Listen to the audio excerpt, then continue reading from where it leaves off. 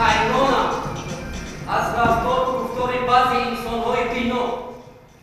برای مجروحان راهروهای مخصوص ساخته شود. راست میگوید و ما کسانی بینا لازم بوده الا پیسندی میکنند. نخواد که ما از قوه یگان اگر شکرانه آبادی و آرامی کشور کنه، شکرانه با آبادی و آرامی کشور. امروز باشد از عشق نوبساما سرسام و سرگردان است.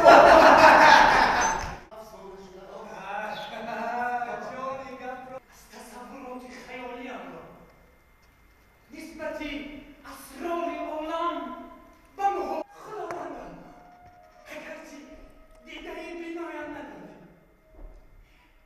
راستی بسیار خوب قبول کرده بودند و با اشک‌ها این ریخته مردم از اینجا برآمده رفته بود و من از این خیلی خرسند بودم که از عهده نقش برآمدم و تشکر زیاد میگویم به استادان خود، به اون شخصیانی که تربیت کردن، چی بودن صنعت، چی بودن هنر، چی بودن تئاتر، چی بودن سینما، یعنی فیلم ها رو به ما آموختن.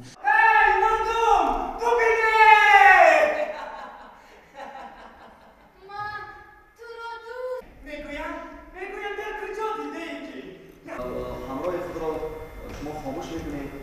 ای کبک خیران تو مگر لانه نداری، ای زلفی پریشان تو مگر این چگونه کبک است پدر جان؟